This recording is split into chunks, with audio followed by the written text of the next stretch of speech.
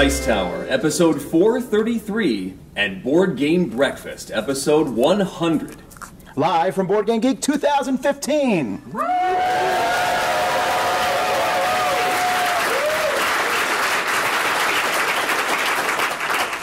Welcome to the Dice Tower, a podcast and video cast about board games, card games, and the people who play them. On today's show, we celebrate 100 or so episodes of Board Game Breakfast with a crossover episode in front of a live BGG.con audience. It'll be like when Lion Voltron and Vehicle Voltron teamed up in that one episode to talk about Catan. I'm Eric Summerer, and here's your host, the J.R. Ewing of board gaming, Tom Vassell. Well, that was an intro. Thank you.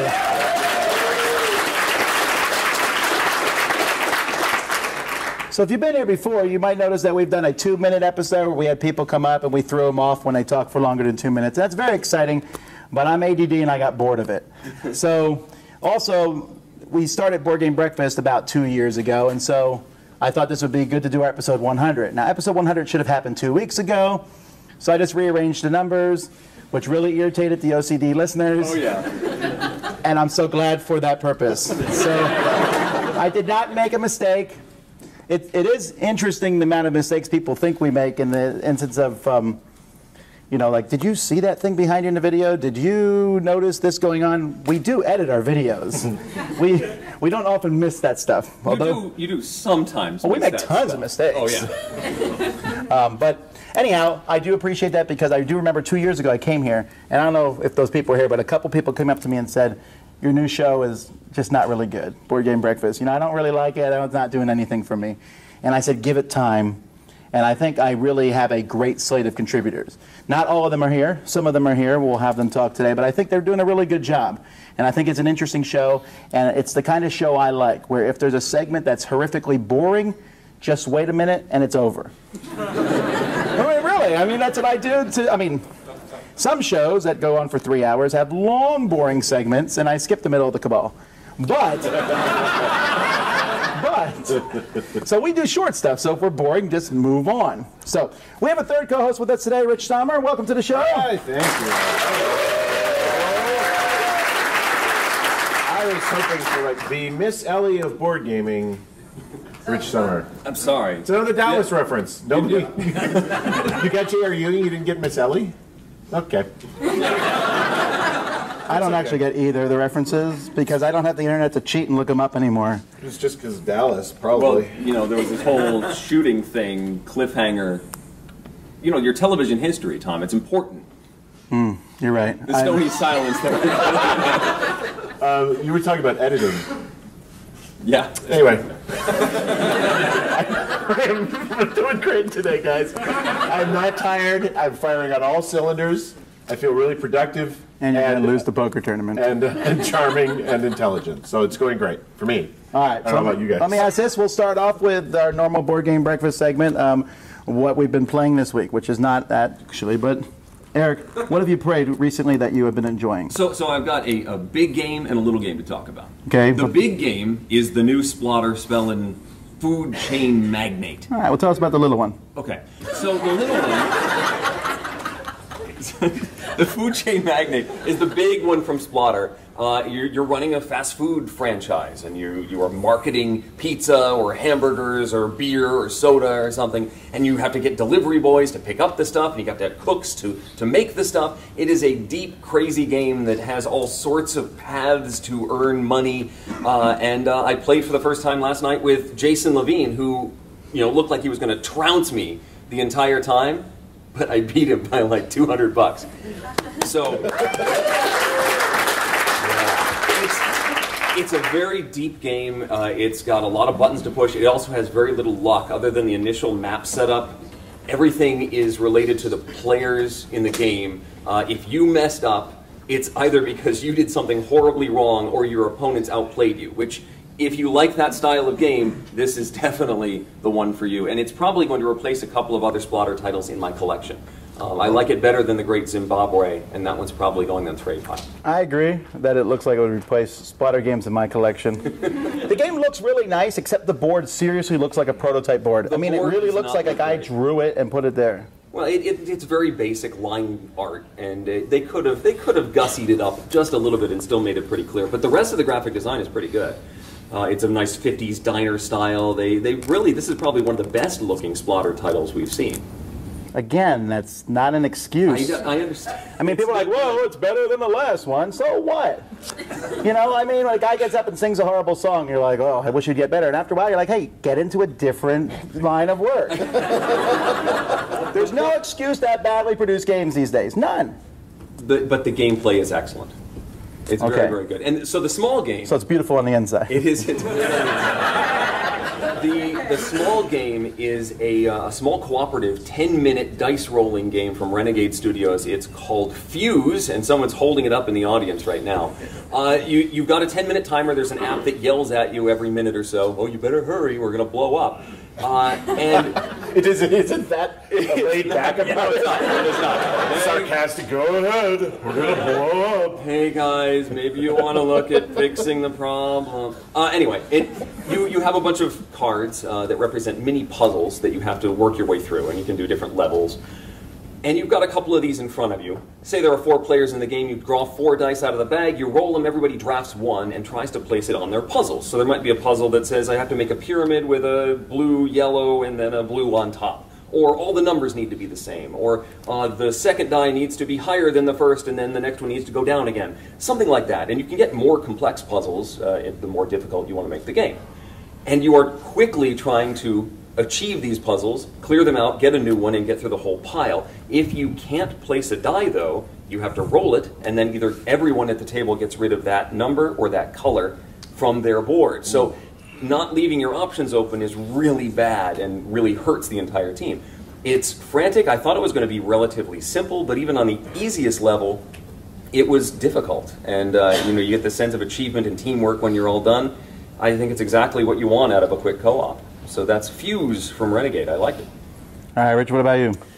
I haven't gotten to play as much as I would have liked yet, but I did get to, Rodney Smith introduced me to Star Wars Risk, which I, and like many people probably in this room, generally avoid Risk games. However, this one is not it doesn't feel like Risk at all. It feels like, I don't know what it feels like. It's not Risk. Oh, no, it's Star Wars Queen's Gambit. Right. See, now I never got to play Queen's Gambit. But it's closer to like a Command and Colors game, MMO 44 style. Absolutely. Yeah, because when you play, you sort of have a light programming aspect to it, like in Colt Express or Robo Rally, something like that, where you choose which cards you're going to play, but then each card has an option, has options on it. So when it comes to your turn, if the thing you were planning to do with it if things have changed, you get to kind of have a fail-safe. I really dug it. It was really fun. It plays pretty quickly, and it felt more like Star Wars than it did Risk, so I'm in.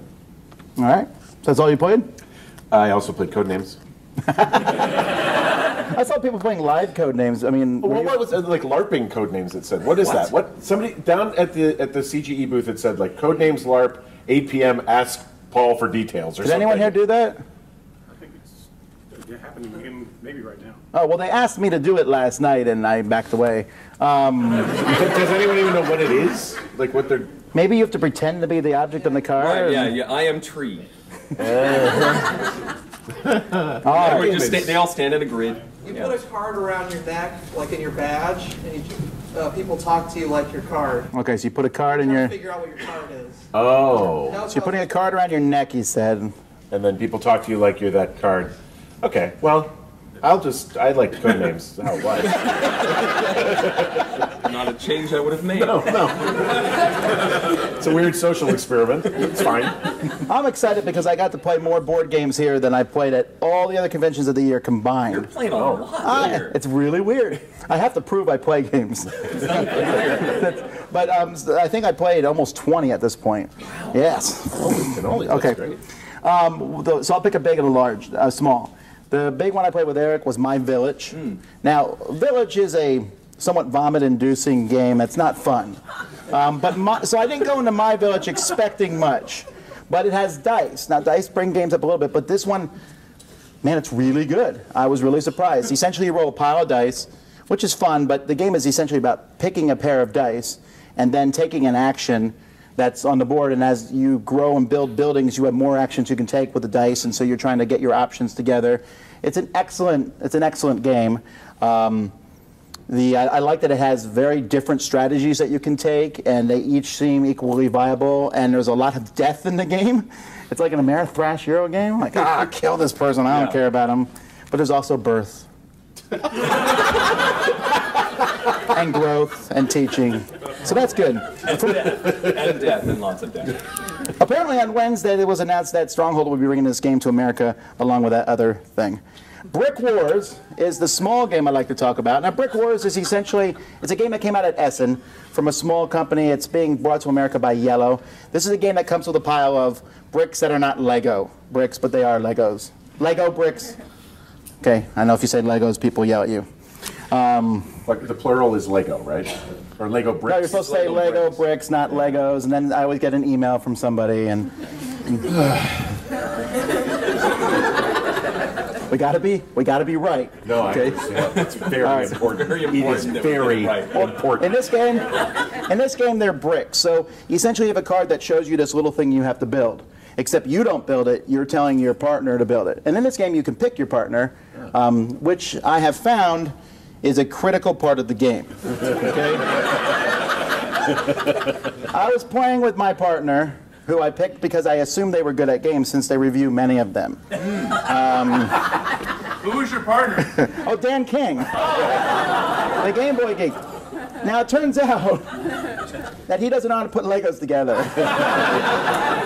So I was giving, anyway, so besides that debacle, the game is really fun because it's not just putting them together, you flip a rule over that it goes into place. Like they have to be blindfolded while they're putting them together. Or they have to put them together without using their thumbs, which is almost impossible. No, you can put them together without your thumbs. Try to take Legos apart without using your thumbs. It's really difficult, but the game is hilarious fun. It's very similar to that club game, Architect, except this time you're not getting beat on the head. And I think I like this one better because it'll give you a little bit more focus to what you're doing. In Architect, it's just boom, boom, and I'm saying stupid words, and it's more of a performance piece, I think, than a game. Okay. So those are games we've been playing. Let's move on to our next segment, which is one of the segments I do on Board Game Breakfast are things that Tom hates or irritate me. What did I call that? No, not Tom things. That's the more long one. Tom, things that irritate me. We'll just call it that.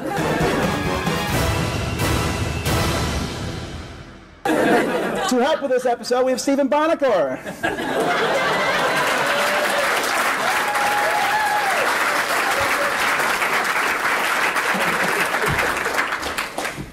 Hi, Tom. How you doing? I'm doing well. Hey, Steven, did you hear what Tom was saying about Village? Yes, I did. I didn't know if you could hear it over there. Yeah, no, it's very clear. Almost vomit-inducing, so. Thank you for that wonderful review of my new game line, Village. Which, by the way, I'm told I'm not allowed to promote the company. Why I'm here then, I have no idea. You told me this before out there. Don't talk about the company. All right. No, I told him that every appearance didn't have to turn into a commercial. I feel like you took care of that when you were reviewing Village. But I gave it a long way out. I gave my Village a very good review. You said nice things about my Village. Thank you. See, this is what happens, okay? And there's no joking here. I'll review 10 of his games, 9 good, 1 bad. I come to convention, he walks up, oh, you ruined my life. Oh, you're wrong about this game. And then the next year, that game is off his shelves. You don't see it at all anymore. And I say, what about that game? He's like, well, I got this new game. All right, but since we're talking about things that irritate us. Like me. Okay. Very good. Let's talk about, we haven't done gaming stereotypes in a while. Oh, goody. Aren't you glad I prepped you? Yeah.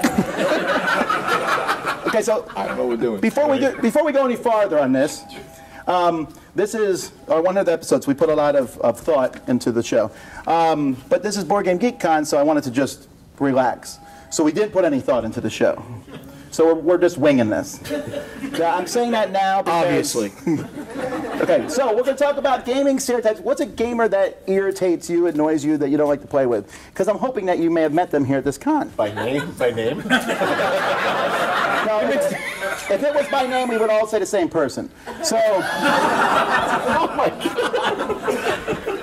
Rich is embarrassed for me. Aren't you so glad? Somehow I think I'm on your good side. I mean, even the good side, you get. Believe me, you get smacked a couple times, even on the good sides. But it's amazing. The people on your bad side, it's really, it's tough going. No, I don't actually have any person you don't. in mind. All right. No, of course not. Of course not. Nobody. All right, Steve. So, go ahead. You go first. I don't know what I'm saying. I haven't done this one yet, but this is the person who looks for the obscure rule in the rule book. All right, you're playing a game, and they are not winning. Okay, they're doing very poorly. So they ask you if they can look at the rule book, and they will pore over the rule book till they find a minor rule you got wrong. Now, to be fair, I get lots of major rules wrong all the time. Yeah, you think? And there's often, you don't even play games. Do you play many games? Of course I do. Okay, well, people often want to know how many times I play a game. So I played 504, I think, 7 times or so. How many times have you played it? 8. You did not. Prove it. Prove it. Oh, so you're telling the truth? It's on camera. But anyhow, so they're not winning, and they find this small, obscure rule that says, oh, I should have been able to move a piece over here, and that completely invalidates the game for them, and therefore they should win. And you can say, well, we'll just give this an asterisk. But that is not good enough for them. They either want to start the game over, or they will whine about it the rest of the night. All right? That's mine. Do you guys have one? I go. All right. I'll go. Go ahead. All right. Drives me crazy is the guy or the girl who does not know how to roll dice. Oh,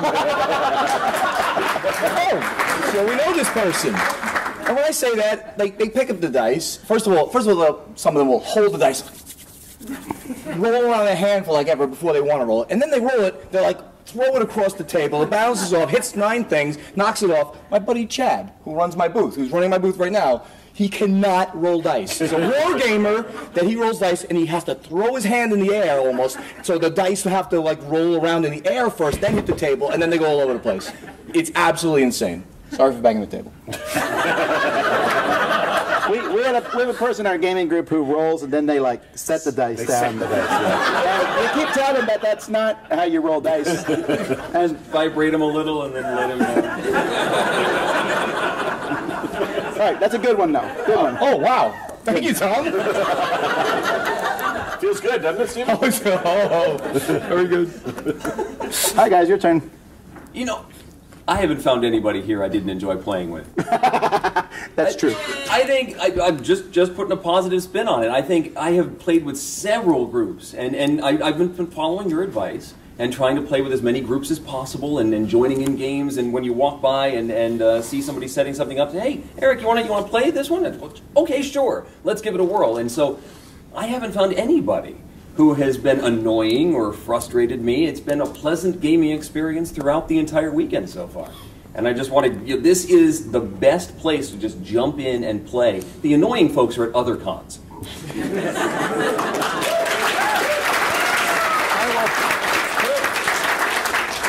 No, I completely agree on that, and I really appreciate people here because I said, when I was packing, I was like, oh, I'll just throw in all this garbage because I know I'll find people here who will gladly play it, and they won't complain when it's over because it's, there's always those games, and I feel like apologizing, taking people out to dinner because you made them play this game. I heard you saying, you were in a playtest, and I was playing in a table next to you, and I heard you saying, we could stop now. We don't have to. And they're like, no, we'll finish the game. We don't have to. I always say that shtick, it's like, okay, we're far enough along now where it's pretty obvious everyone hates the game and me for bringing it. You can throw your chip in and say, I'm out, but everyone has to do it. You can't just quit because maybe one person's enjoying it. And then if everybody does it, and most of the time that works, most of the time everyone does it, but sometimes there's the one person like, I want to see where this goes. I want to see how this ends out. Didn't Jeff Engelstein once do a game tech about, or not game, game tech, right? Yeah. Mm-hmm. Yeah. About basically like throwing good money after bad. That if you keep continuing to invest time in a game that you're not having fun with, that it feels like as humans we often want to see how it comes out. And his whole notion was, but it doesn't. You've lost. Like you've already lost this hour. You're never getting this hour back. You can choose to lose another hour, or you can hope to salvage the next hour by doing something different. But the psychology, I think, in that game tech, the psychology is that you end up doing it most of the time. You end up actually getting to the end and hating that last hour or whatever wishing it was. you hadn't done it. Some costs. Yeah. Because maybe it'll get better. That's an economic term too, sunk cost. Yeah. There's that one time that the game got better in the second half. Yeah. And you remember that time and say, well, okay, Chasing that high. I just have to stick with it. This one time I bet everything on 13 in roulette and it hit, and I just got to keep betting it. And that's my strategy from here on out. That's right. That's right. You guys have really elevated this conversation. You're a philosopher. I'm gaining compliments. We've hijacked your segment. Tom. I don't care. I was trying to think of something that wouldn't talk about Stronghold games somehow. And I didn't. And we didn't. But you did. Ha ha ha ha. All right, so you. Yeah, I'm good. 20 seconds, go ahead. No, I don't want to. I'm not promoting everything. Come to the booth and hang out with us. This is my most fun con of the year. I enjoy this con. I say it to Jeff, who runs it for Aldi, Jeff Anderson. They run it amazingly. If you're ever going to come to one convention, come to this convention. It is just fantastic. Guys out there, you're here already, of course.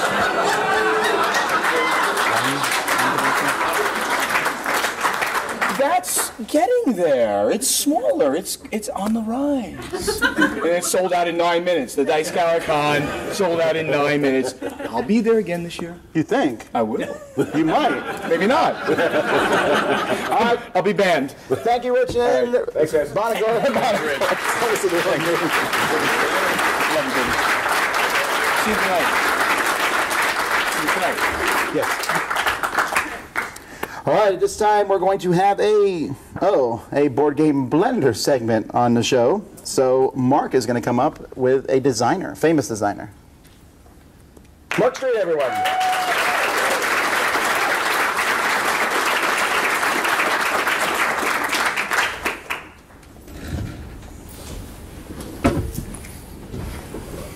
Hey guys. Hey, howdy. So we're going to structure this like a quarter chat, like I normally do. So, hey folks, welcome to Quarter Chat. This week we have with us Emerson Matsuzi. Yeah. All right. So, not that long ago, Randy and I did a review of Spectrops, and we teased the Spectrops app, right? Yep. So, give us an overview. Where are you at? Okay, so the app is still in development. It's something that I really enjoy. Is I like doing. Sorry. Louder. Sorry. I enjoy. My day job is as a software developer, so this is one chance I have to kind of combine both of the worlds I really enjoy. So we've been working on the SpectreOps app. So it's something that we're really excited to be able to present. So this will be sometime next year. We're going to be presenting it. We've had a lot of challenges in terms of timing because we've been working on other exciting projects. Talk this way. Okay.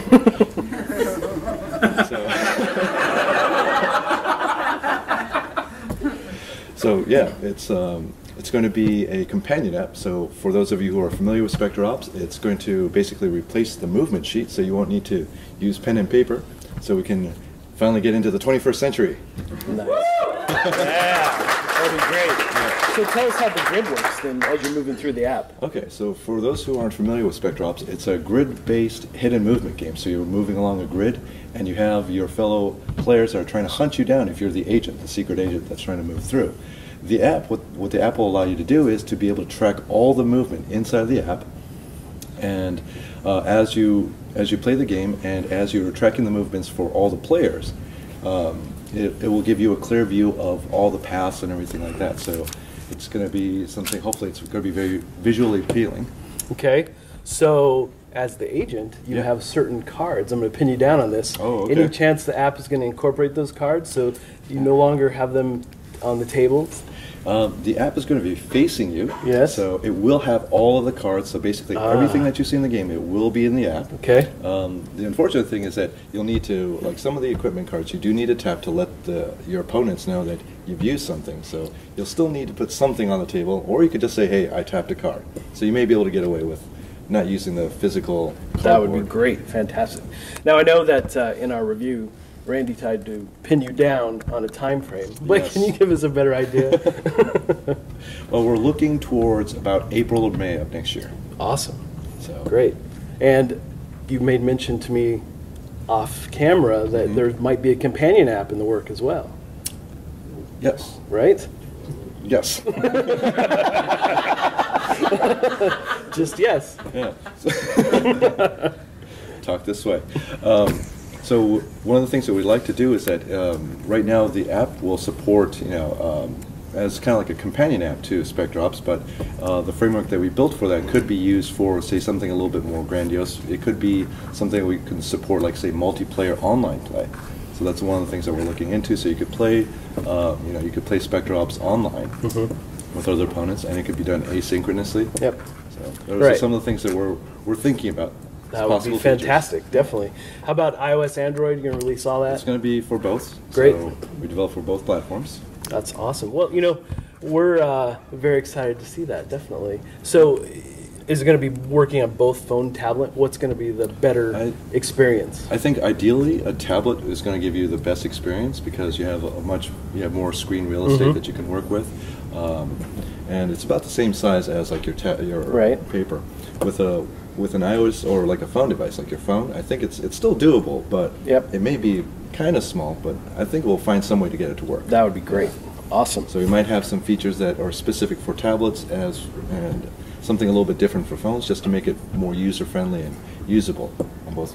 That's great. Both devices. Well, I cannot wait. That's going to just add so much to the game. Can't wait to show you guys. Yeah. So, we're at BGG.con. Can you tell us about a really exciting game that you played today? Can I mention two? Yeah, sure. Okay. So no. So anyways, I had these two experiences. Well, as Eric was mentioning about the Food Chain Magnate, which is the new Splotter game. So as he was mentioning, if you make a mistake or if players outplay you, you can get crushed in the game. That was me. Oh, you were in that same game. I was in that same game. But despite that, I really enjoyed it, though. So it was a very good game. I recommend it if you have 5 hours to kill out of your life. So you beat Jason and Emerson. I did. Yeah. Wow, that's like an achievement, folks. It really is. That's two of the smartest people I know. They tried to suck me into that game. I just couldn't do it. Mark's eyes just kept getting wider and wider as the rules explanation was happening. Yeah. It's like, it's too late. I'm going to sleep. Yeah, definitely. But the best experience, I think so far the best, most memorable gaming experience was when we played a game of Robinson Crusoe with the designer, Ignacy Trebuchet.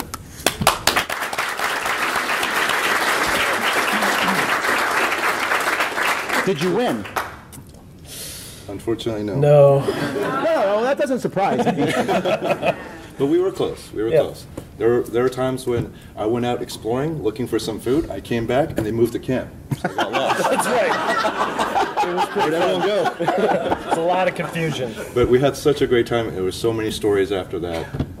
It was fantastic. It was. We were really, literally down to one card, right? It was. It was down to that one card. And I wanted to give a shout out to David, who was the Jack Belsel Memorial Fund sponsor for that. Yeah. Yep. So that was fantastic. Yeah. Shout out to if he's here. Yeah.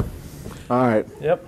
Well, folks, Mark, thanks for coming on, and thanks, Emerson. Folks, you don't know Emerson very well, probably. You know a few of his games, but you keep an eye on him. He's the next big game designer. He's one of the smartest designers I know in the gaming industry. Thank you. Tom. So there's some more stuff coming from him that I know about that's interesting. Yeah, definitely. Can you tell us anything new that you're in the middle of working on beyond the app? Yes, there's quite a few things that we're working on that we're really excited about. Unfortunately, we can't say too much about it. But we are working on a Spectrops expansion. It's in the works, but nothing. We don't have anything official as of yet. Well, that'll be great. Yeah. Awesome. Now, a quick question about the app. Yes. Can you play without the game? The first phase, no. Yeah. But we're looking if that app has some traction and people are really excited about it, then we can add features so you can actually do multiplayer online. In which case, you won't need the physical product. Would be awesome. I don't play online games, but I would play that. I would play that. Or even just two iPads sitting across the room, you know. Right. You could do local multiplayer. That's very That would be awesome. That would be good. You know what's really exciting is folks, if you know about the Lenovo Horizon, those like big table tablets. Yep. Imagine if you had one of those that actually acts as your board. And it's could be beyond just Spectrops, but imagine like you have those and you have your iPhones to keep your hidden information and things like that. Really exciting stuff. Yeah. At least for total geeks like me that like that kind of stuff. Talk this way. Talk this way. Thank you guys for coming on. I appreciate it.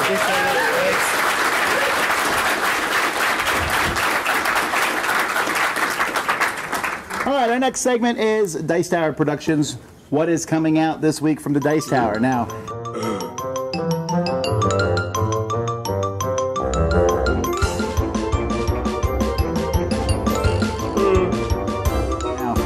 We are back. We are back from BGG.con. We had nothing on the channel for you last week, and I apologize about that, but most of you were here. We have a pile of reviews. We're going to do reviews all over the place. We're going to be reviewing, I played probably 20 new games this week. We'll be taking a look at Fury of Dracula, the 3rd edition of that. That's coming out. We will also be taking a look at, I don't even care. There's just a lot of stuff coming out. We have a new Dice Tower episode to listen to, which is this show. What's going on? Do you not watch the show? No! What are you doing? You can find all this at Dicetower.com. Do you do this all the time? Yes! All right, now, most of the show is scheduled, but I got some folks who were about to burst into tears if I didn't have them on the show. So we're going to have up now Mark Zielinski and Mary Prasad.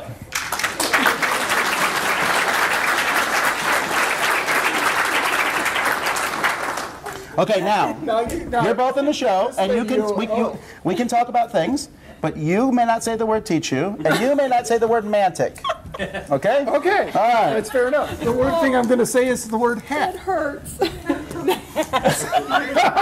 Mary knows why. Okay. All right. It's from an Origins many moons ago. You're never going to get it. You remembered. Well, no, we're telling the story now because they brought it up. I lived in Korea at the time, and we all came back, and we had a big get-together with Dice Tower people. It was the first time many of us had met, and I decided to buy all the guys baseball caps that said Dice Tower. Guys. And I thought Mary would not appreciate such a gift since I never see her wear one, so I bought her a nice little Korean thingamadoody-blah-bobber thing. She's still upset about that. They had their names on it. Personalized hats. Your thing was way more expensive. But Tom, Mary's just one of the guys, so you missed it. It says stop banging the table. Got it. All right, guys. Well, before we kick you off, let's talk about. You can each say a game that you've really enjoyed here. What's that? Game? Oh, what's the one that's coming out from Dice Tower Essentials in March? Onitama. That game is fantastic, folks. If you haven't tried it, they've got the demo over there. Great game. My daughter even enjoyed it, and she had a great match against Eric over there. Yeah, I played it for the first time today as well, and I liked it. The game is in production.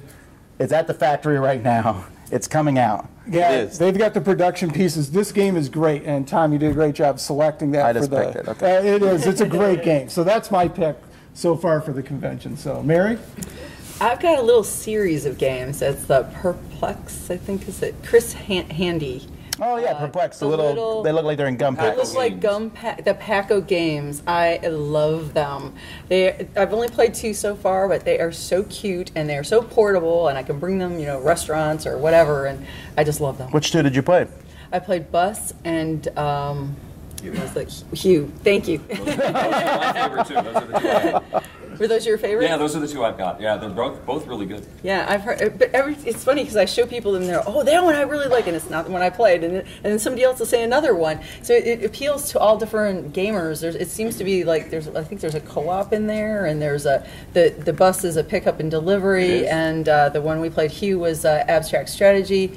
Have you played any of these? I like Gem. Gem I like a lot. I also played RKO, which I like Gem a lot. Which one do you like, Tom? Gem. Gem. Those are the only 2 I've played. Z's played them all and ranked them all. You can look at his review online. All right. There you go. What do you guys think of the convention? Having a good time? Having a great time. This is the first time for you, Mark? This is my first time here, yes. You've been to like a lot of conventions this year. I have. It's been a great convention season for me this year. So I got to hit Origins, Dice Tower Con, and BGG. So it's fantastic. But are you going to the Dice Tower Con? Next year? Yeah. I'm working on it. Definitely working on it. No, you're not on the list. Dice Tower Con was a lot of fun. So. Do you like Stronghold games? Do I? No. He's not even here. This is not what saying. You'll watch the video later, so it'll be fantastic.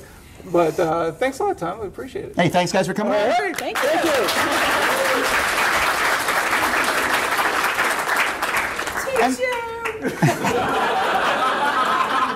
God bless you. And now the reason you're all here, the other 2 co-hosts of our show, Sam Healy and Z Garcia.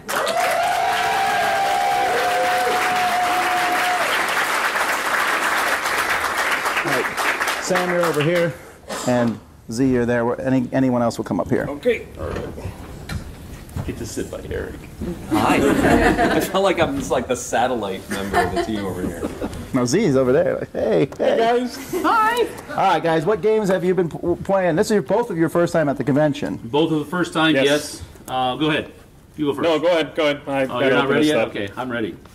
I actually haven't played any really new games. I've actually played 3 games that are new to me, but they're not new, and none of them really hit my radar. Even after playing them. But the 2 that I wanted to talk about, one big one and one small one, right? Hey, that's the theme. Okay, that's the theme. The big one is Champions of Midgard. If you haven't played Champions of Midgard, you need to, after the show of course, go try to find a copy and get that played. Because it is really cool. If you like Lords of Waterdeep, if you like Stone Age, those are all kind of the games that you will draw you to this one. It's a Viking themed baby of Lords of Waterdeep and Stone Age. So I know that's kind of strange, but just let it stew for a little bit. You'll be fine. It has replaced Lords of Waterdeep for me. I don't feel like I need to play Lords of Waterdeep anymore because of Champions of Midgard. So I felt like that before this game came out. It takes longer than 30 minutes. You were out before it started. The second game is a small game, and it's actually an older game that I really enjoy a lot, and it's by Reiner Knizia. So, yes, I'll give a few minutes for you guys to wake back up now after having fainted. But it's called Age of War, and it's a little dice game where you all have castles on the board, and you have to try to conquer each of those castles by rolling certain combinations on the dice. But the other thing on top of that is that once somebody has conquered a castle, if they haven't done the entire, what would you call it? The whole set. The whole set, thank you. That's a 3-letter word, it's hard. If you haven't conquered the whole set, other people can conquer your castle that you have conquered. It's a little bit more difficult for them to do so. But once you get the set, you can take them all and flip them over, and now they're protected. And so basically you're trying to get the most... it says stop banging the table. So.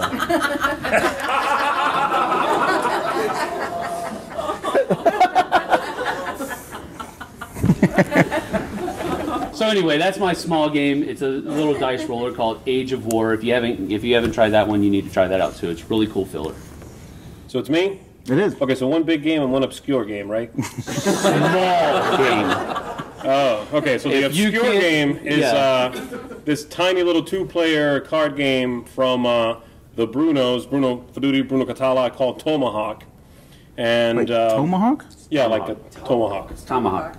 I mispronounced that word. Been hanging around with him too much.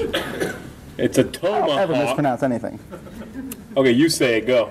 Tomahawk. Tomahawk. Tomahawk. Yeah, I don't use that word very often. Anyway, it's a fun rump. It's a yeah. Thanks. Okay, so anyway, this game, it's one of that style of game in which you are playing cards on your side of a line of stuff. It's Lost Cities. What's the other one from Reiner Knizia? Babylon. Thank you. All those, Pinata or the old Balloon Cup. It's that style of game with Native Americans, obviously, and you are trying to win lands and conquer them. They have symbols on each card. Some of them are different animal types, and you are trying to get those. Those are victory points at the end of the game. You can also, you lay out 4 cards at the same time across 4 different lands, face down, and then you are flipping them and comparing the 2 fighters, and whoever is stronger will take out the other one and quite possibly collect some points just from doing that. And then once you hit a threshold, say it takes 3 cards for that land type to be full, then you are going to score the land itself. And it's very short, it's about 20 minutes or so. There are a couple of special cards at the beginning of the game that you'll be given 3 unique ones, and you'll keep 2 of those and shuffle them into your deck. And so it makes your deck just slightly different than your opponent's deck. It's got cool artwork. It's not politically correct at all because it's French and from a few years ago. But it's fun. I really liked it. I thought it was nice. So it's that word. The other game, the big game, was Prodigal's Club, which I had not had a chance to play yet, and I got to play it here. I liked the first one, Last Will, right? Mm-hmm. I liked it.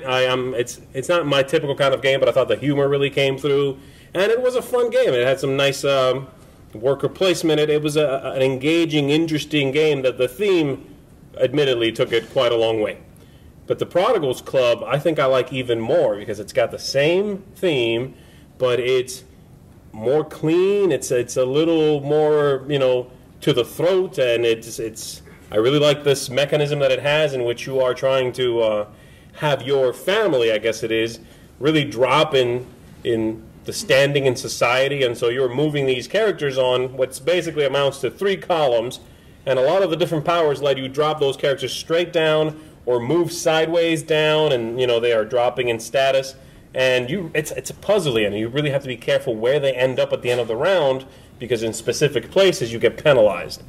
It's got that going on. It's got some great card play going on. Still a worker placement game with the little top hats and everything, but really, really solid. One I think I'm going to pick up. I never picked up Last Will. I liked it and played it, enjoyed it.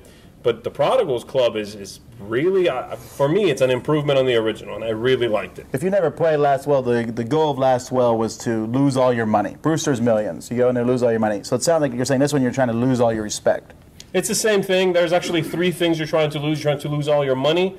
You are trying to lose votes. And you are trying to, I guess you are part of some voting establishment. And you are trying to lose the respect, the standing in society. And it's the same silly theme. You have, you have horses and you take them to the theater. And you have people that just kind of hang around with you and you just give them money for no reason. It's that you're trying to lose all your money, right? You're trying to look bad in society. You go to the theater and shout, and society looks upon you and go, oh, he's horrible, and so you're dropping. That's the theme, and it's funny. If you play into it and liven it up as well, it makes it even better. So it's fun. Prodigal's Club, I liked it. All right. Well, folks, we now have a bunch of our segments that we have on either our show or sometimes on Blender. So the first, we'll start with the Dukes of Dice. So, come on up.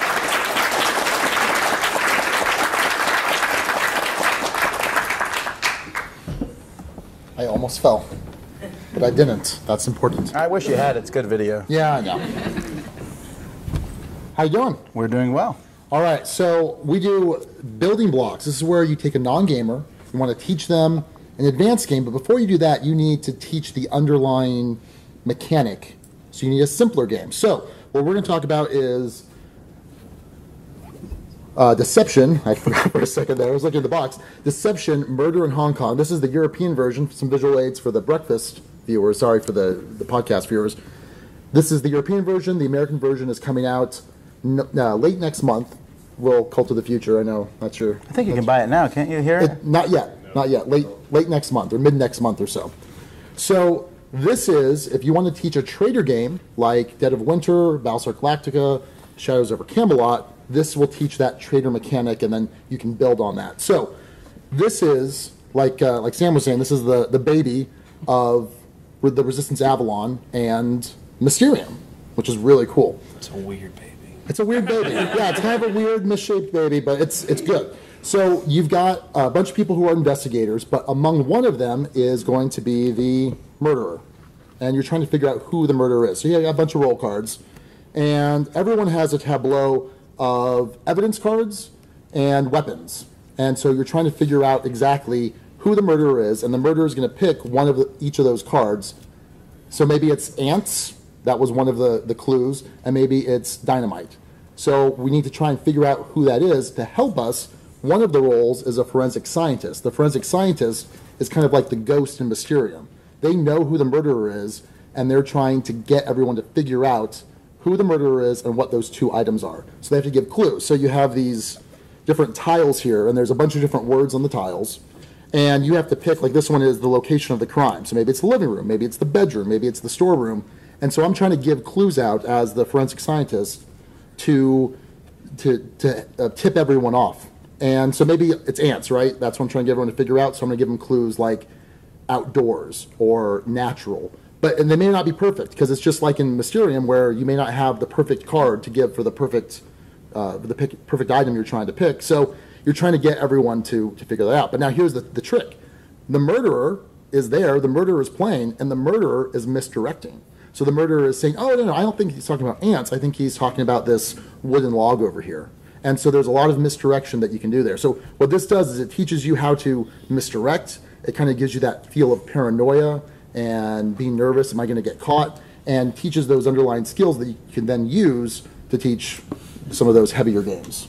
So it's a guide on how to lie, is what I'm hearing. It is. That's what so you're talking about going to other games. At first you're like, oh, well, this You is don't need a guide on how to lie. I would never lie. All you have to do to learn how to lie is watch Z for 2 games. So we have a 14-year-old, and we've taught her how to lie really well playing games like these. It's actually really scary. Are you proud? No.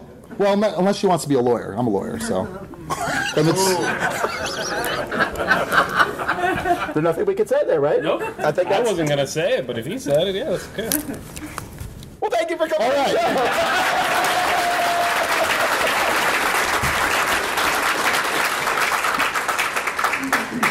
All right. Well, it's time for our next segment. I believe it's called Paradise Paradise? Or I forget what it's called.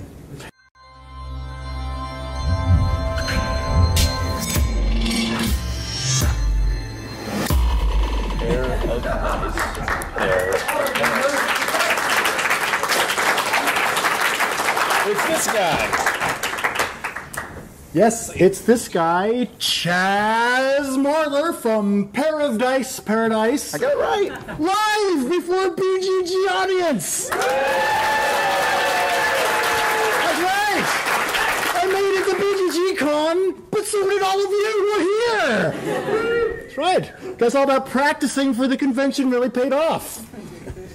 How does one practice for a convention? Oh, okay. No, it's easy. It's easy. Okay. For example, for me, what I do before a convention like BGG.con, about a month or two before the convention, I'll start going down to Costco on busy Saturday mornings, just hanging out, getting used to the crowds. I don't even buy anything.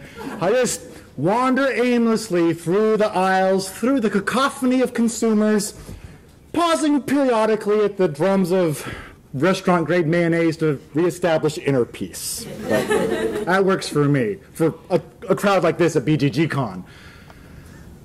But for Gen Con, with over 60,000 people in a sweaty cluster of cosplay, you're going to have to take things to the next level. Kind of expert mode. But it's easy. Don't worry about it. For example, what you can do, attend a state college football game. Okay? Now, to clarify, don't even bother attending the game itself. No. What I mean, show up after the game and then just crisscross the parking lot as throngs of fans are just exiting the stadium. It is great practice. No, really, I mean, outside of Gen Con, where are you going to find that many people all decked out in face paint and oversized foam accessories who all want the exact same thing for you to get out of their way? For an extra challenge, try dressing in the opposing team's colors. On the days we lose, I'm really glad I have comprehensive medical insurance. Now, okay, if you don't have access to either of those two things, don't worry. In a pinch, just go down to your local DMV. Because after 6 hours in line between a chronic throat clearer and a diva with a sequin-encrusted cell phone and Tourette's, the time that you spend in line at a convention to pick up your badge will be a breeze. All right? Now, there you go. Now, will this advice, is this going to help you alleviate tension and anxiety at conventions? Absolutely not, no. This advice was horrible.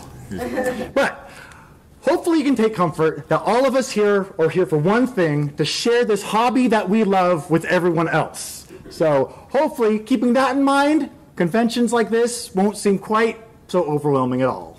So, thank you.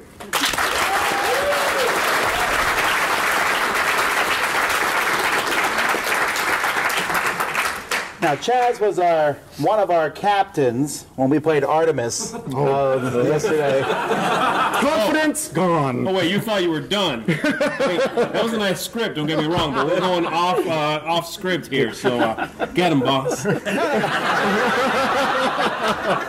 I like Chaz. It's like a rabbit. You got to. Hey, I was brought up here with very specific notes. I was told get up there and razz them after they're done talking. Who told you that? Slam. I might have said things I can't. We're winging it. So, but no. So, what did all of you guys think of Artemis this year? I mean, Eric and I do it every year. This was, I think, all three of you first time. I had fun launching nukes at people. Yes. You were very prolific at it, yes. Shall I nuke them, Captain? Already done. I noticed that once you sat in the weapons console, you didn't let it go. No one else got to do weapons. I did not. You also took up that, I'm gonna nuke it right now, Captain. It just, you became like this space Viking. It was amazing. I launched 3 nukes at one time. It was awesome. We won. So we won that battle. We won that battle. Then we flew right into a bunch of mines and blew up. Puts mines in space. We survived one of our missions. Yes, that's true. It was only a 10-minute mission. Because time ran out, yes.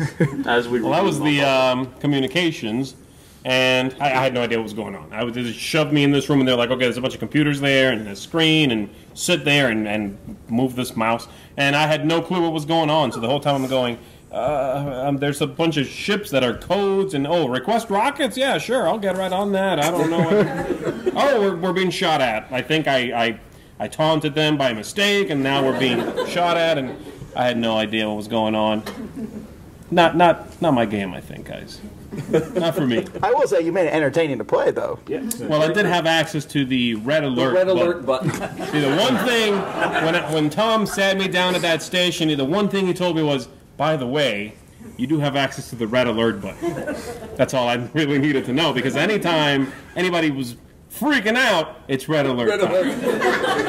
He's like, I'm scared, red alert. Which on our ship is a good chunk of the time. We were in red alert for most of it. We had some good. Glad to help. It's the morale. It's about bringing up that morale. Keep telling yourself that. I did notice that while we were playing that the peanut gallery, because there's like a viewing area, it was larger than normal. Usually the next group or the previous group hangs out for a minute or two just to see how things are going. There were a lot of people taunting us. And we'd be like, with good reason. I don't think we didn't deserve it. We're terrible at this game. Yes, we are. But we make a decision. I was in the captain's chair for a little bit, and we'd be facing some sort of foe, and I'd be okay. So let's get close enough to attack them. And somebody in the back's like, they don't have their shields up. I was like, shields, please. And then I routinely didn't hear that. And then we would get hit like 3 or 4 times. Oh, yeah, We'd be okay. yelling, shield. Well, the first time we played, which was the only time we played, by the way, once that was done, I walked out of it. Like, yeah, no. Eric is a pro at running the ship. I mean, I felt like I walked onto the, the, what do you call that area in the ship? I don't know. If you say a Star Wars ship, I'm going to smack you. Yeah, the X-Wing. I felt like I walked right onto the, but I mean, right away I felt like I was back in school, and I hadn't studied for the test, and it was like that dream where I forgot my pants, and oh no, I don't. So it was very intimidating. Once Chaz was up there, it was fine. It was fine because he had no clue what was going on. I just gave him the first thing he did was he went around. He went, "So you, what do you do on this ship?" Sir, I put up the shield, sir. Oh, good, keep doing that. I also had no idea at all what I was doing. But the difference is, for me, that's like every day. So there's no sweat. Well, thanks for coming on the show.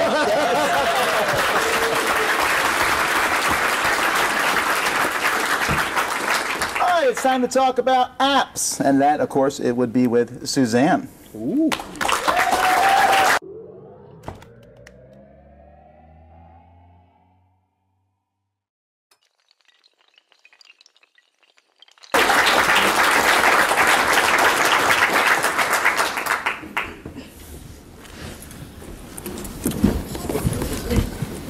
Hi, everybody.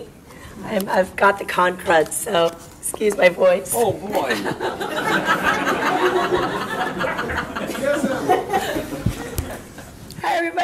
Suzanne here with today's featured board game app.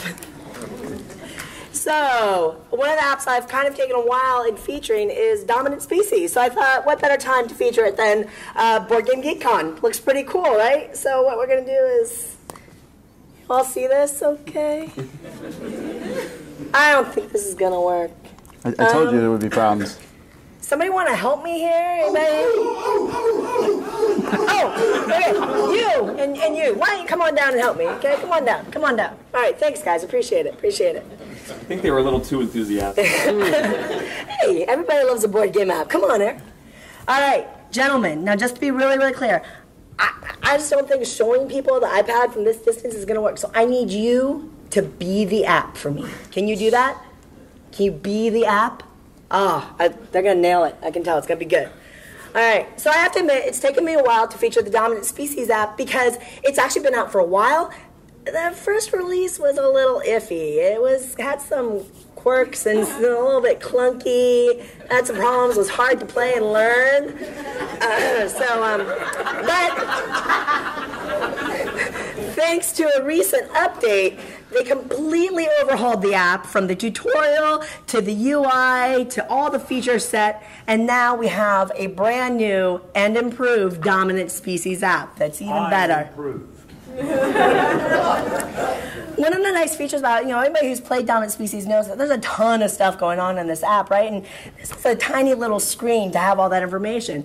And one of the handy things the app has are these really convenient slide-out trays that let you see all the information you need really quickly and easily, but also put it away when you don't want to see it and have it mess up the screen, right? And again, there's a lot of actions you can take, whether you want to throw a glacier at your enemy or spread your little spiders all around. And one of the nice things about this app is that it's really easy to tap on an action at any time and find out what it does, because there's so much going on. So you just have to tap on it. Hey, stop. Yeah. And it shows you exactly what you need to do. And again, with all these different statistics and things, there's some critical information like resources, victory points, and action points that you need to know, and they're just right there on the screen for you at any point, which is a nice feature. 20 victory points. You have 6 actions left. You cannot play this game because you use an Android device.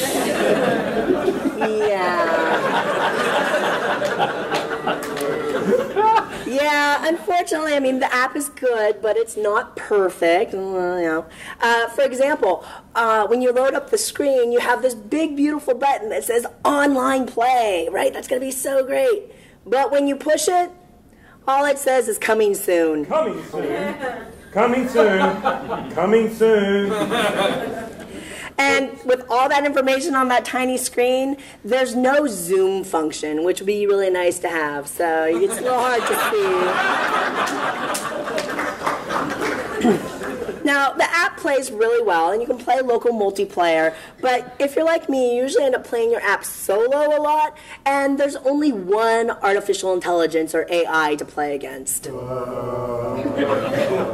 understand completely how to play Die Knocker. So one intelligence to play against.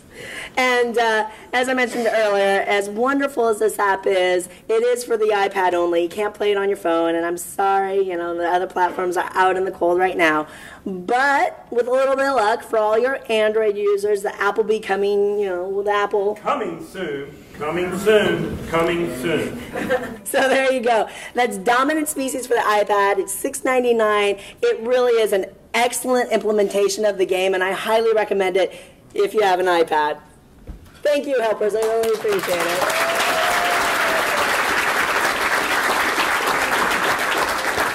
Besides Chaz Marlowe, that was Tony and Marty from Rolling Dice and Taking Names. And I really... We're not going anywhere. Hold on. Oh, no. Are all of Suzanne's segments like this? No, but I think you should change to this style. This is... Yeah, it's really effective, yeah. They would have fit right in at some of the dinner theater I've done. Do I have a volunteer? Ooh, I'm not a plant. I am not a plant. Ooh. Solid, guys. Very good. You're so mean. I'm mean. Sam and I were sitting over there a while ago when you started the show, and he That's was just right. unloading on You are everybody. chock full of hate right now. You were just I didn't eat much lunch. Oh, you're using that as the bagel bites. Bagel bites stat. That's another long story. But anyway, Suzanne, how have you been enjoying the convention? I've been loving the convention. I mean, it is, I've been lucky enough to start going to more conventions around the country, and BGG.con is pretty awesome. I don't know, though. Dice Tower Con seems like it's on the rise as well. Good, that's good. I'm putting you on the list. Good job. Well But it's been great. I've been playing a lot of great games, meeting a lot of great people, and I'm so glad I'm here. Destroying your voice as well. Yeah, I know. I think some people would say this is an improvement on my normal voice. That's messed up. I know. That's where we live in. Thank you, Suzanne, for coming on the show. Thanks,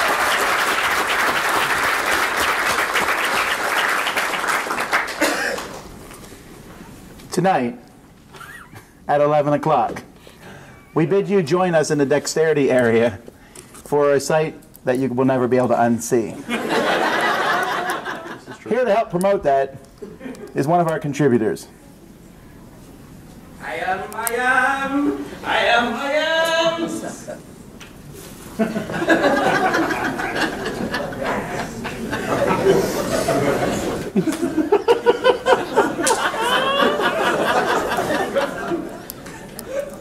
Natsu, the great luchador. You maybe have seen me before on my DVD or TV. How are you there, sir? I am the great luchador, Nacho!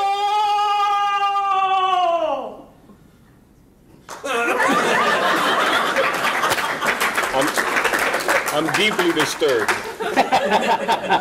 You may be wondering what I was doing like this.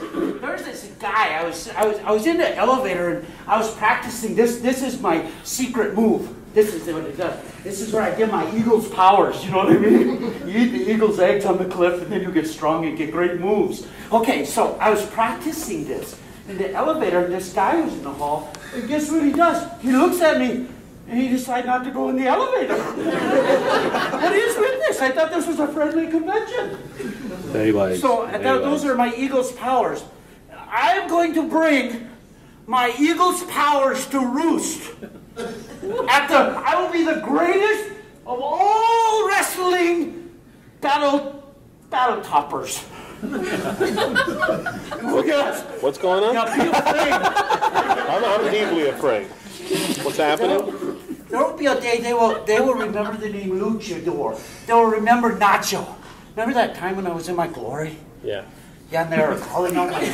About 5 minutes ago. Yeah. That's when you were still outside. I'm going to do something very special tonight.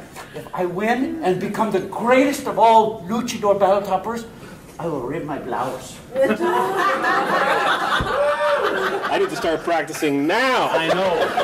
We need to make sure that does not happen. We are, yes. I just got to say that you're going to go down. Who's you? Oh, all of you guys there are pretenders. What? Of course we have to go down. It's downstairs. Yeah, you are going down, and you guys are all a bunch of wussies. Who's he talking to? We're observers. What? I don't know. We're not involved in this. Oh, you will be involved, and you will remember Luchador Nacho. I'm going to have a hard time forgetting. I agree with that. I'll just be staying up all night, I think. Well, you guys think that I can beat these guys in the battle top arena? Yeah!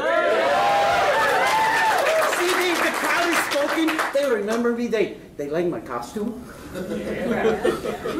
So thanks for coming on the show.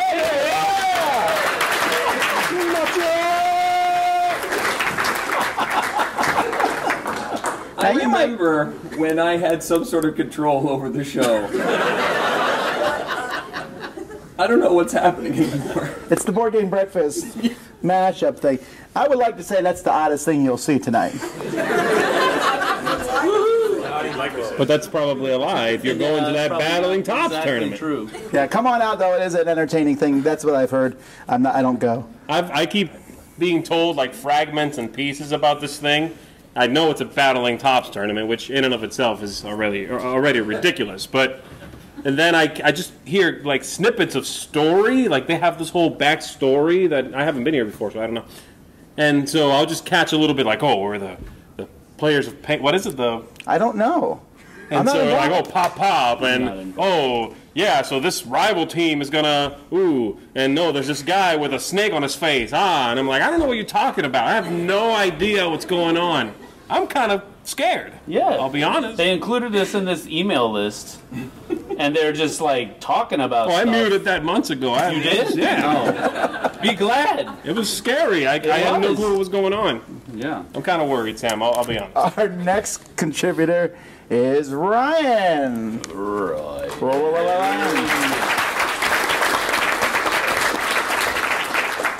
Now, you've not been on Board Game Breakfast before. That's right. So I have a podcast on the Dice Tower Network called Out of Game. And as many of you know, we've been trying to get on the Dice Tower Network. And what I mean by any of you is my friend Clifford over there. Hi, Clifford. So I thought I'd write some letters of appreciation to the Dice Tower cast here and read them for you on the show today. Oh, boy. So I'm going to start with Mr. Jason Levine over there. Whoa. We're okay with this? Yeah, we're good. All right. Dear Jason Levine, thank you for showing up on the Dice Tower one day, unannounced and refusing to leave. I believe that's legit. We're all good with this. We're good so far. We appreciate your two-pronged rating system of either awesome or never played it.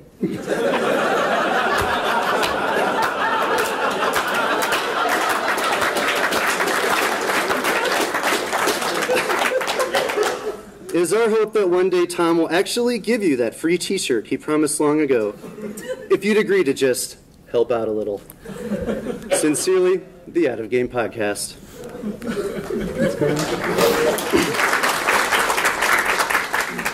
Dear Z Garcia, thank you for letting us know that you know so many unknown games. I walked right into that one today. Knowing about these unknown games lets us know that what we only thought we knew before, which is that we don't know what we don't know. Now that we know, we will continue to not know where to find these unknown games until we know that the publishers know that we know about them and want to know where to buy them.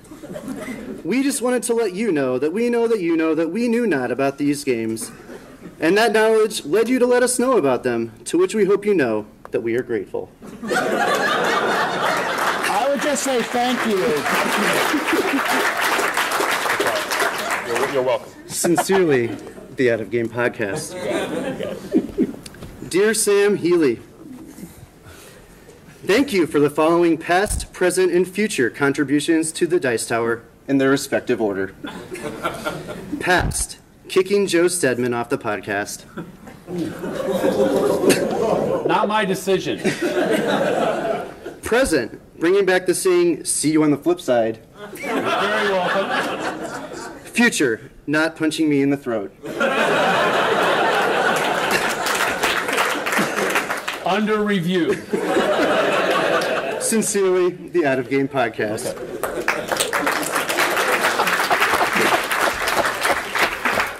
Dear Eric Summer, after much deliberation, we have come to the conclusion that we have no idea how to make fun of you. Thank you for your unwavering perfection. Sincerely, the Out of Game Podcast.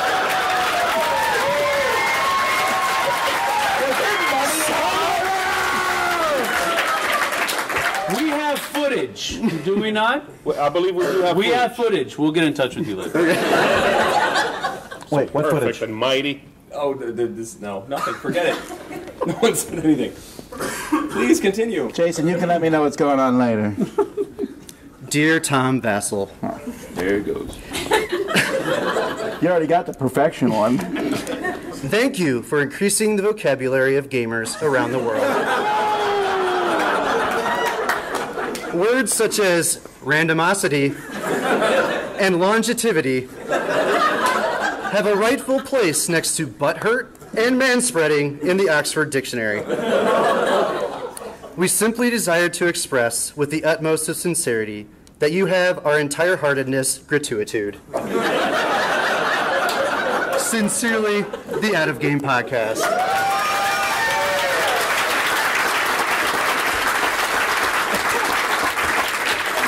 Maybe you should read letters as a segment on the breakfast. I could do that maybe. Or on the blender. I'm sorry, but I believe you were 10 seconds late there. So while you were part of the network, did you enjoy it? It was a good couple episode run. Cool. Awesome. Yeah. Ryan, if there's anything you need for your show, just let me know. Voice work and intros, outros. People remember this day was the last podcast we ever did. Everyone leaves, not talking to each other. It was like, what happened? There's like no one ate breakfast that day, and everyone just lost it. That's right. We're recording this at the wrong time. I know. Actually, I do record it at night usually. My whole world is shattered. You recorded it at night? It's pretty obvious you don't watch the show ever. Long-time fan. Okay. Well, Ryan, thanks so much. All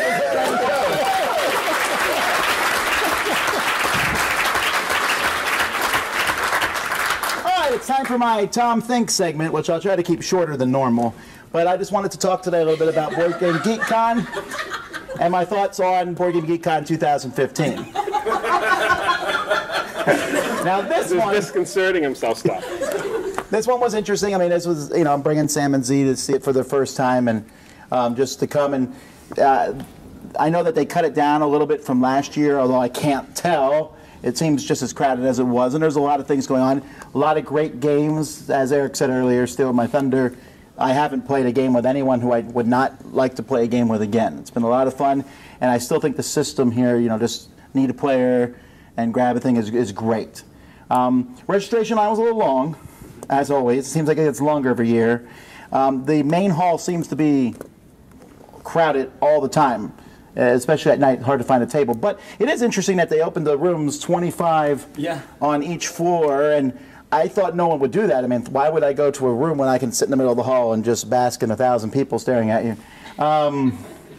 As they walk by, people look at all the games. They're not staring at you. They're all playing their own game. No, but people walk by and always look at your game and everything. I like that. I like when people come by and go, "What's that?" and you talk about the game. They're looking at the game. They're not looking at you. I'm saying that.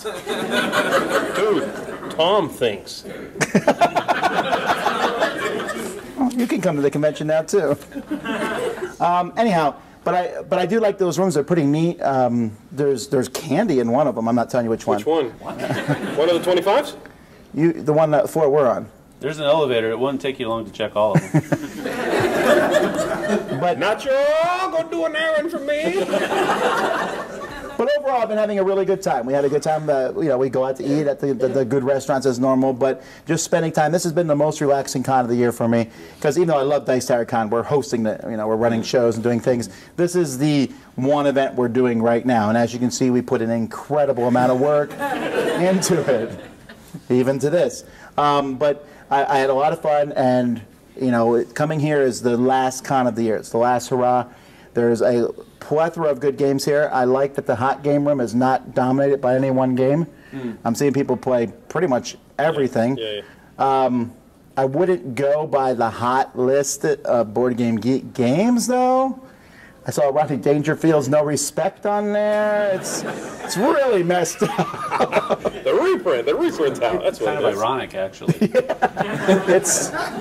It really seems off this year. Do not go by that. There's games that I'm like, is anyone playing those games? But it is interesting, and of course, I think there's more diversity of games here than anywhere else. So you can pretty much play anything, and people really do. I've seen Giant Rhino Hero played, 30 times? And then people clap every time it falls. It's very entertaining. I feel like I'm in that game, even when I'm not in that game. Right. So on the whole, we had a great time. We had the biggest crowd ever for our live show, which is now here. We've called it.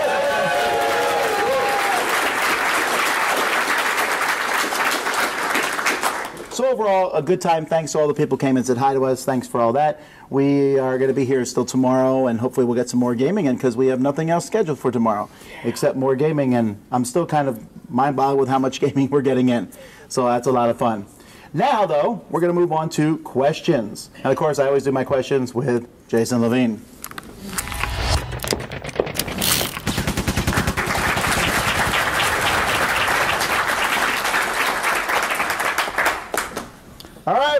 questions from the audience? Yes, sir. All right. I'm a small business owner, and every day I'm thinking, what's going to fail today? So my question to you is, was there any part of when you started the network that you thought, this is all going to end in tears? Maybe like when you spammed Twitter? Okay, so the question is, what are the things that we thought would be devastating or what would fail when we started the Dice Tower Network, or just the different things? And you mentioned the spamming of Twitter. I don't usually get upset about things that happen on the internet, which is good, because you should see some of the emails we get. I save them, though, in case I ever get prideful. But I do remember the Twitter, because I asked my wife, she was at the hospital with my daughter, and she had like 10 hours of nothing to do. And I said, well, why don't you just put all the YouTube videos in Geek Lists? And she did, but we had it set up automatically. It would send a notice to Twitter.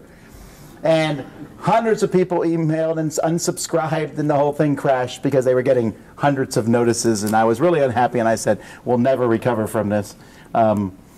Maybe we did, but it seems like the Twitter feed grew back up. But that was one. Oh, yeah, these are for you, too. Yeah, I remember that time when he blasted Twitter also. Do you? You don't remember that? No, I don't. But I remember the time that we did the 24-hour live show, and I thought for sure that... I remember that, too. Jason's going to be here for like 4 hours, but it's 24. Oh, yeah. That is actually what happened, okay? We were getting the 24-hour, and I said, well, let's just pick some people in our game group, and they'll come over for 4 hours a pop, and it's a way to get to know people. And he came for the first 4 hours. And never left.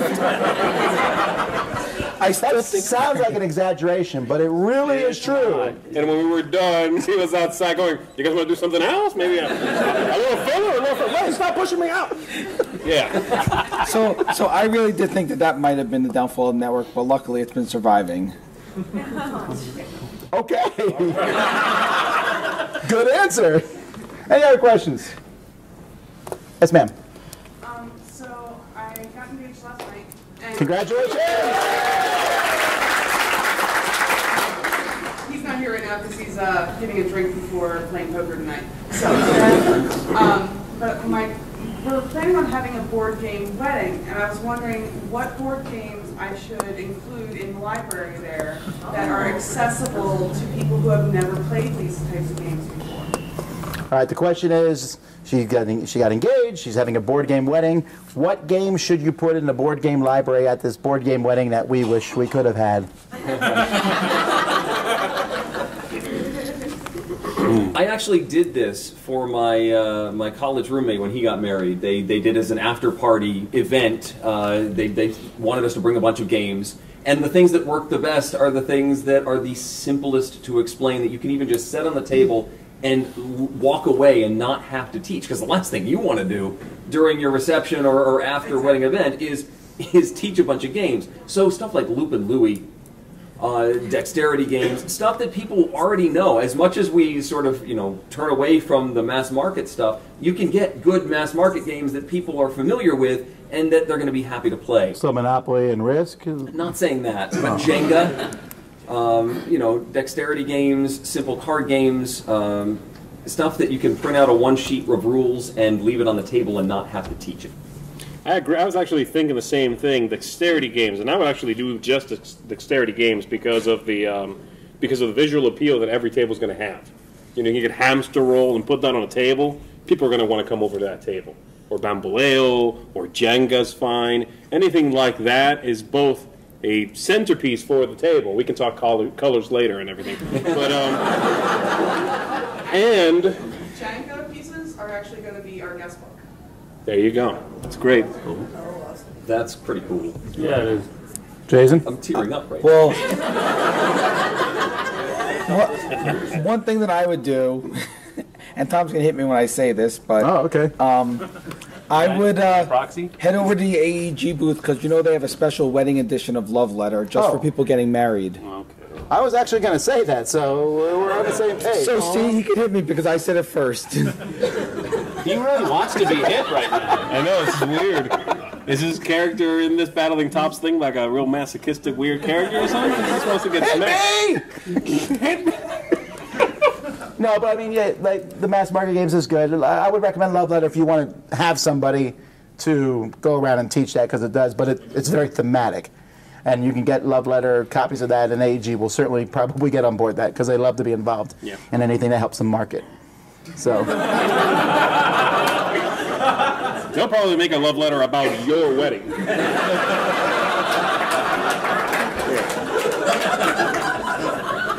All right, any other questions? Sir? It has been bugging me for a while. Please tell me the background of the monsters. Any other questions? You almost had answered it on your Q&A this week. What monsters? There are no monsters. Quiet, you! Yes, sir. How do you guys decide which games you're going to review, and do you like parcel it out to them, or do they just do their own thing for the videos? Okay, so how do we decide who does the reviews? Ooh, I want that game! And then I get it. And then I play it and review it. That's the Chaz method, I call it. Please, please, please, please, can I do a review? Please, can I do a review? No. The Jason method. We have like a whole pile of games, and basically, I can judge pretty quickly. Like I say, well, this one is one I think Sam would like, and this is one This that one's Z 5 would minutes, like. so Z's gonna play this one and like it. It has Katala in the name. Okay, Z. Okay. Hate you guys. It's War Miniatures. It's Sam, and neither one of them wants to do it. Okay, that's mine. But it's pretty easy in that regard, because when they come in, they usually catch your eyes, and if they don't, no one's interested. Seriously, that's one I end up doing, because I can always, when they're gone, I can call Jason and he will play anything, and we do, and we've played some pretty horrific games together, but we found some cool gems too. So, how we pick the order, the ones that we think look the coolest, really, and that's not fair sometimes to some of the ones but they should have made better boxes. I mean, really, you want us to play your game? Make us want to play your game. You said it's a thing with the guy in the front? What's the first thing that you look at the store? You look at the box face on the shelf, right? If it looks boring, you think about passing by. If it looks exciting, you think about looking at it. Well, you guys are making it sound like one-dimensional, like we're just looking at the cover. No. For me, the way I think of it is, yes, I do the video reviews. I'm also a fan of games. Right. And if I have 5 games in front of me and this one here I really want to play, I'm going to play it. And then I'm going to do a review of that one because it's the one I'd want to hear about, you know? Yeah. That's it. It's just, it's my own, it's me being a fan of gaming as well as a reviewer, and I'm going to let that speak to me, you know? Sam appreciates when there's stickers in the box.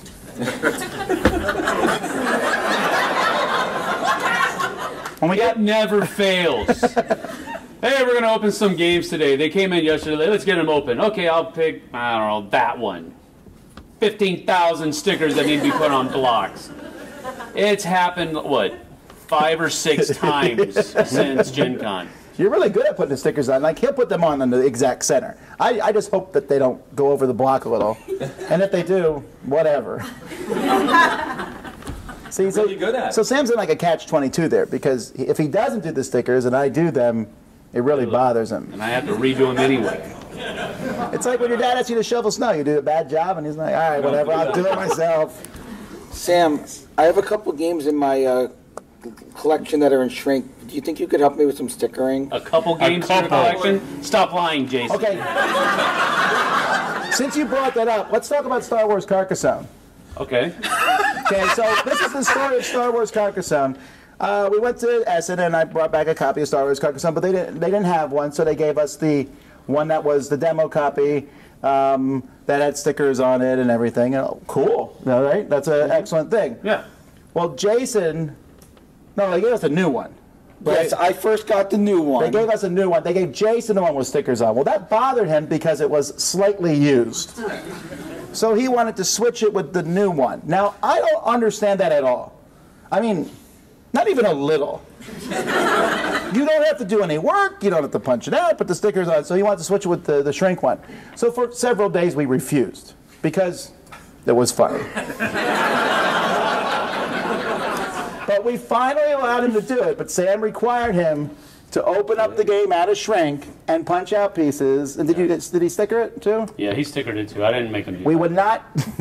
Well, because otherwise it would just sit on a shelf and not get opened. So we did a good deed. So Jason has a game in his collection that has actually been played now. So now tell me how that's different than getting the other copy. Because I had played the other copy. No one else touched it. With their grimy hands. Exactly. I don't want con crud. No one gets con crud from... Or it probably happened. But it was the demo copy. Any other questions? Yes, sir. Mr. Garcia, given your background in theater, could we see a live reenactment of a board gaming terms explained? Okay, I'm good with this. Okay, so we were just asked to do a live reenactment of board gaming terms explained. Should I leave right now, please? Sam, we need to come up with something quick. Oh, hang on, let me think here. Well, you're saying a reenactment, so we don't have to do a new one? I'll take whatever we can get. Why don't you guys throw me, actually, if you give us a term, I'll try to come up with one real quick. What is it? Alpha Gamer. Con crud. Con crud.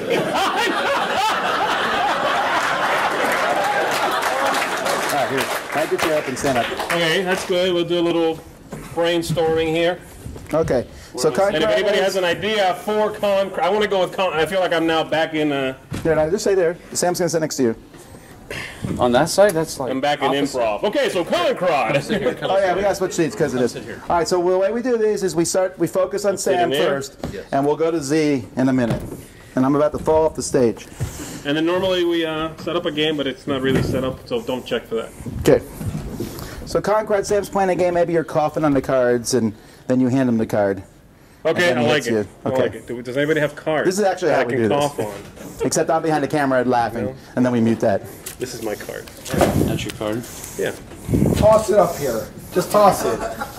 What is that? Oh,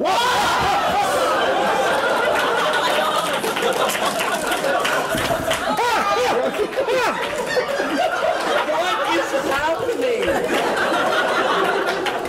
Your back tore. Now the cool thing is that we're going to be able to watch that in slow motion for his expression.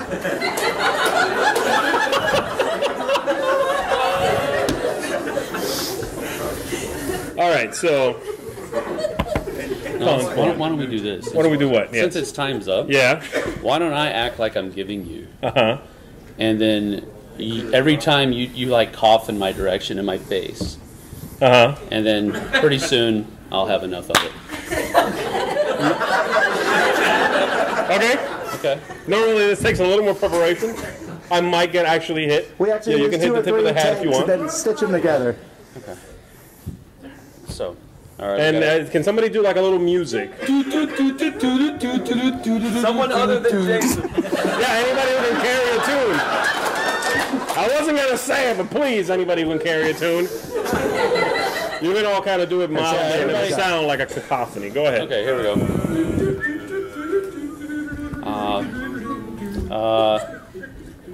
Bon Jovi. You need a cough. Let's see. Not dry. Not dry.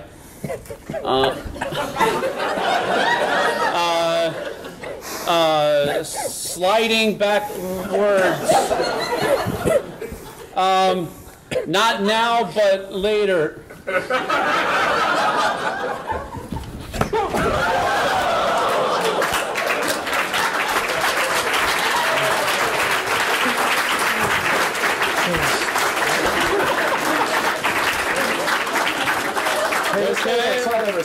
Okay, all right. Thankfully, I wasn't the guest Here you go. person this episode. This is kind of becoming like a breakfast blender mix. It's very, very weird, the show. Eric's just sad because it's like he's not even at the show anymore. Oh, hey! Eric! I'm the sound guy at this point. You're sounding great. Eric, do you even watch the show? All right, any other questions? Yes, ma'am. 2016's coming up. What are you most excited about in regards to the Dice Tower for the new year? Oh, we just went like super serious. I just got hit in the face, and suddenly, what's happening in the future? Can I answer Okay, this the question is, 2016 is coming. What are we excited about with the Dice Tower this year? I want to go first. I Dice Tower Cruise. Oh, okay. Dice Tower through. I didn't know what he was going to say. That was terrifying. Yeah. All right, so, and more reviews from Jason. And there he goes. He got it in there. So the cruise, I mean, yes, I haven't checked my email today yet, but I should be hearing back. We should be putting registration for that live soon, so I am excited about that.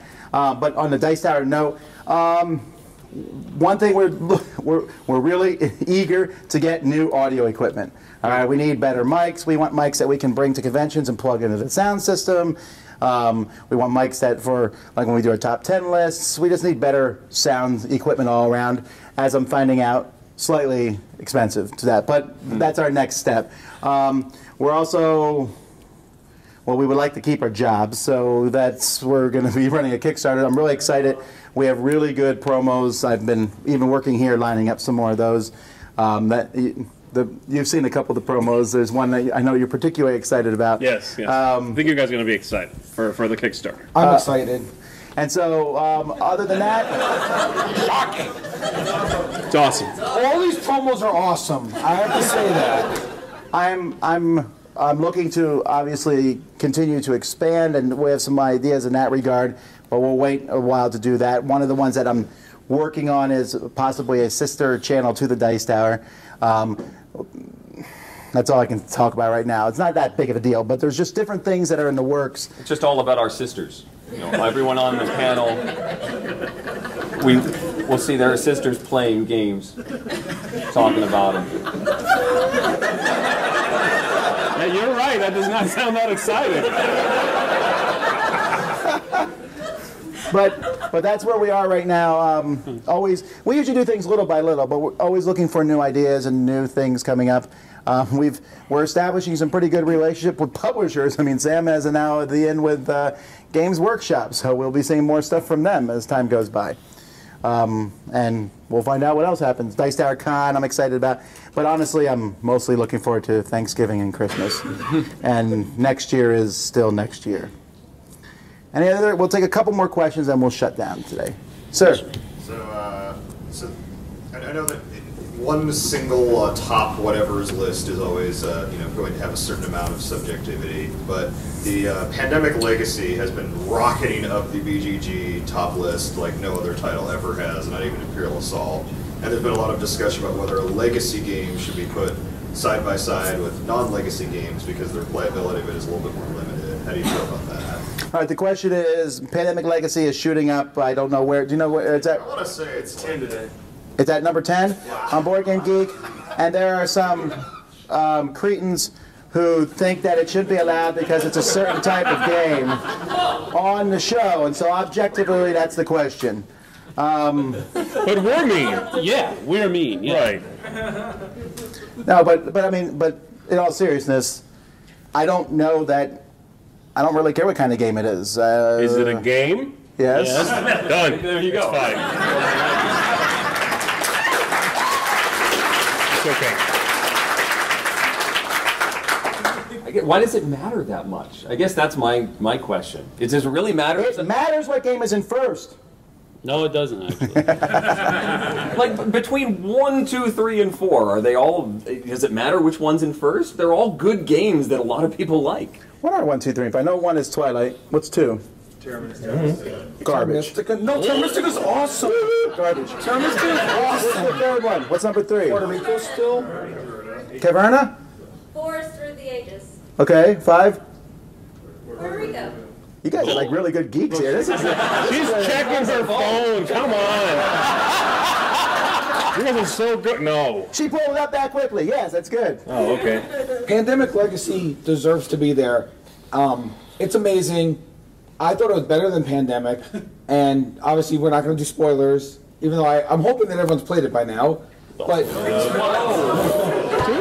how come you guys aren't up to date on all the hottest games like we are?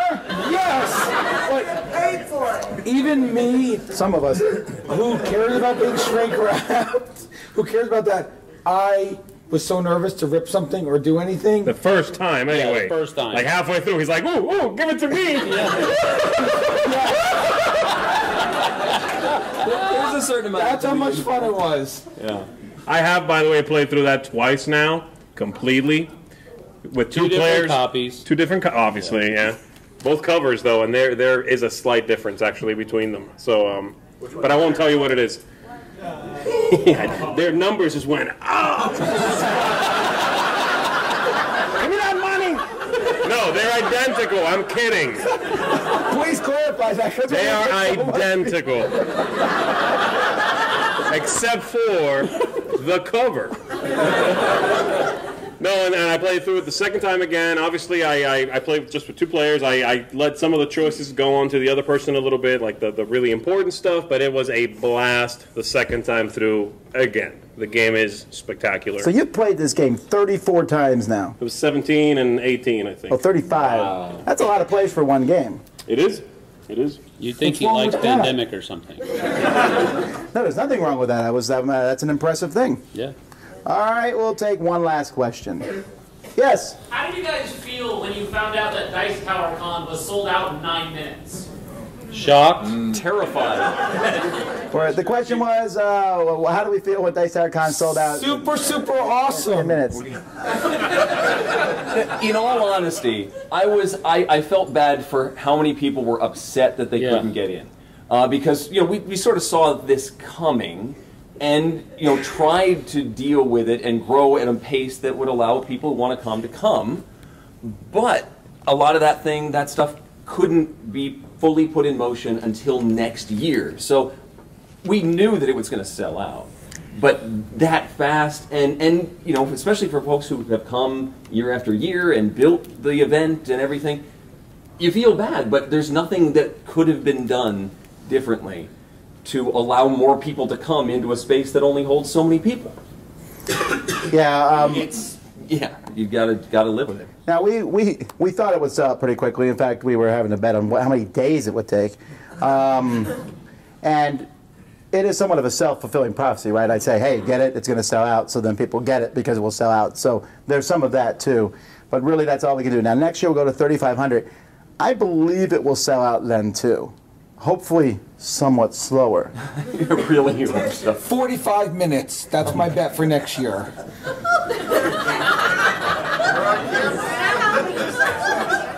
That's just the opinions of our contributors do not necessarily reflect the opinions of the Dice Tower and its affiliates. He's not saying that about me this time. That's awesome.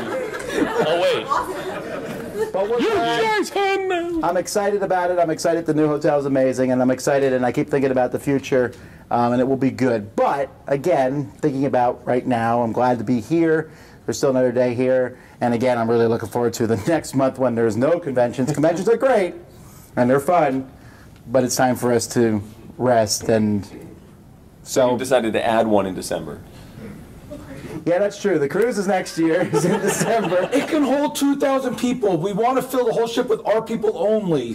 Please, please, please, if you couldn't make it to Dice Tower, That's right. If you're not our people. No, wait, okay. Do we want 2,000 gamers on the cruise, or do we want, like, 100 gamers and calm down 1,900 old people? No, we want 2,000 gamers on this cruise. That could have been a little more diplomatic.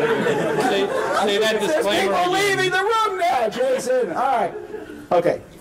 Thank you guys very much for coming today. Thank you for suffering through this obviously well-rehearsed show. Although our contributors, they were obviously on the ball, right? They did a great job.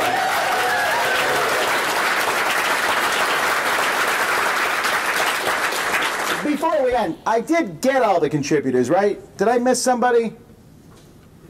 Okay, good. So that has happened in the past. Super prepared. All right, folks. Thanks so much for watching. Until next time, I'm Tom Vasil. I'm Eric Summerer. Jason Levine. Z. Garcia. Sam Healy. See you on the flip side.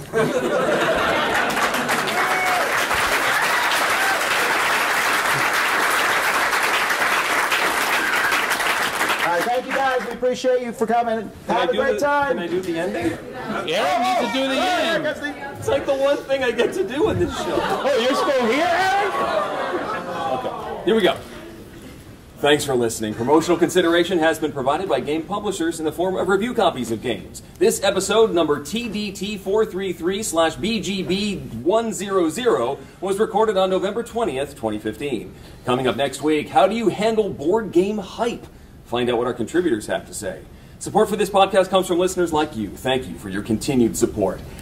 The Dice Tower is produced by Tom and me, with production assistance from Jason Roth, Ty Perez, Eric Matthews, and Rob Seary. Our theme was composed by Timothy Pinkham. Mr. Garcia's automatic transmission vehicles provided by XenoShift.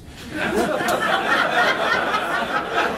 the hosting is provided by Cool Stuff Inc., where you can find great games at great prices at CoolStuffInc.com. We love feedback. Visit the Dice Tower Guild at BoardGameGeek.com. Email us at thedicetower@gmail.com, or follow us on Facebook. And of course, you can find more from the Dice Tower Network, including Board Gamers Anonymous, Board Game Corner, Onboard Games, Rolling Dice and Taking Names, Blue Peg, Pink Peg, Dukes of Dice, and Dice Tower Showdown at DicetowerNetwork.com. Until next time, from all the gang at the Dice Tower, have fun gaming! Thank you, guys. Thanks for watching Board Game Breakfast. Tune in each week for your daily dose of gaming goodness with Tom Vassell and all the gang.